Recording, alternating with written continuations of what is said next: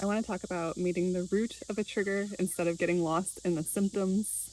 I'm in a situation right now where I'm doing something for the first time. What I'm seeing is that in this struggle, in this time period where this thing is new, where I feel insecure, where I'm not totally sure what I'm doing, where it's taking much longer than I think it should for me to be able to do this thing, I find that it's like activating triggers for me. It's activating perfectionism. It's activating pressure that I place on myself to like achieve a really high bar. It's activating performance pressure. It's activating criticism, feeling like I'm getting critical feedback from other people, which I am, which is like part of the experience, but it's activating something in me that is becoming triggered about it. It's activating like a I'm not good enough, like an uncomfortable level of internal pressure that I'm experiencing as like physical stress symptoms. So I've noticed that like my sleep has been a little disturbed.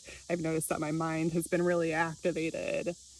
I can feel some stress in my body. I can feel some like tightness in my jaw. I feel it like in my solar plexus down here.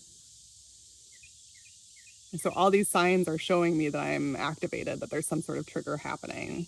And when I sat down to process it, what I realized is that the reason that, it's never comfortable to get critical feedback, but the reason that it's like affecting my physiology and impacting like my mind and body in this way is because it's stirring up past childhood stuff. That's what a trigger does, right? It's something in the present, it's something in the reality now that is tied to something that's coming from our past. So the surface level thing that it's touching, like the present moment thing that it's touching, like that's not where the pain is coming from. Actually, the pain is coming from being reminded of that old past childhood stuff. That's so often what our triggers are. It's not actually about the thing that's happening now. It's about the fact that the thing that's happening now is scratching on old wounds that haven't healed. So the problem is actually the old wound. The problem is not what's happening now. The problem is the old wound. In this situation, like there's other triggers where it might actually be like a situation where the present moment thing is not safe either. But for me in this situation, it's absolutely about the past, not the present. So here's where there's a choice point in how we deal with our triggers. If I was going to stay focused on the present moment thing, focused on like, oh gosh, I feel so bad because I'm not doing this thing well. I'm not performing like I think I should. I'm getting this critical feedback. This means XYZ. This means I'm not good enough. This means maybe I shouldn't be doing this. This means da da da da da da da da da. I could stay spun out in the stories about the present moment. I could stay spun out in like what the surface level symptoms of the trigger are telling me, like the surface level stuff that's coming up, the emotions that are coming up for me right now. Like they want to focus on that surface level of I need to perform better. I'm not doing it good enough. But actually what's happening and what I've needed and what I've been sitting here doing with myself is to focus on that underlying stuff.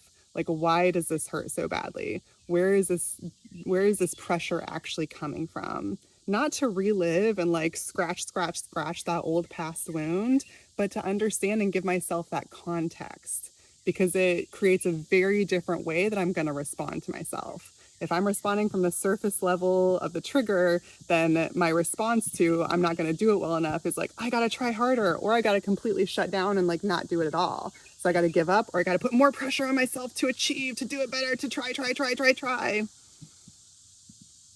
Whereas if I'm responding to myself, recognizing like, oh, it's actually not about this present thing that's happening. It's about the fact that as a child, I grew up never feeling good enough. It's about the fact that as a child, I felt like when I couldn't perform at things right away, it meant that I was a failure. It meant that I didn't fit in. It meant that I wasn't good enough. Like that's the internalized message that's attached for me.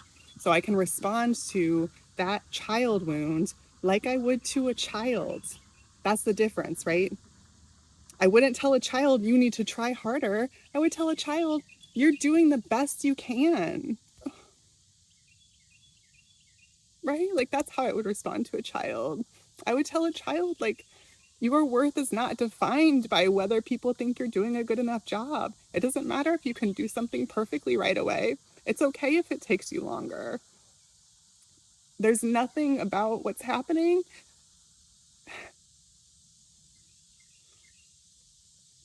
Like I would tell that child, you are safe, you are loved, you are wanted, you are held, you belong.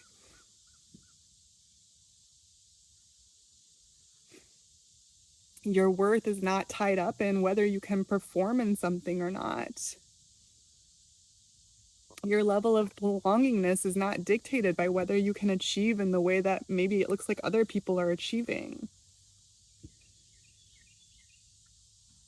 When I understand the root of the trigger, when I understand that there's a child part of me, like a little child inside of me that is feeling those ways about themselves, I can respond with compassion. I can respond with empathy. I can respond with reassurance and validation. And that's what we need so often in trigger situations.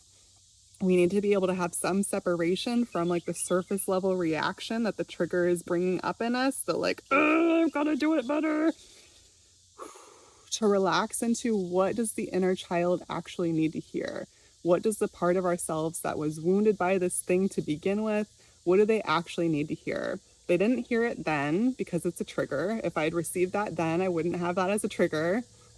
So I didn't get it when I was a child, but now I'm an adult and I can provide that to the part of myself that still is a child. I can give myself the reassurance that I didn't get back then.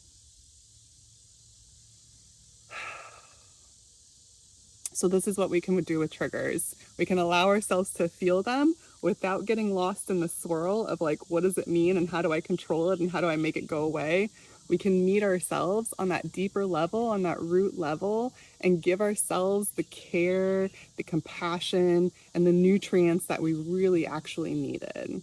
That's the way to heal. That's the way to respond as an adult to our triggers. And that's the way that we don't end up re-traumatizing ourselves or projecting it outwards and traumatizing other people in response. So I wanted to share this as an active example because this is a skill and a practice that I am actively learning, actively working on. And there are always opportunities because we live in a hella triggering world. All of us have some sort of trauma in our backgrounds. All of us have been socialized to believe some part of us isn't good enough. So we're gonna have this shit come up. What we get to do now is we get to choose how we meet it. We get to choose how we meet ourselves. So can we respond with care, with compassion, with comfort, with reassurance? Can we take that pressure off and reassure those parts of ourselves that we are safe? We can be safe for ourselves.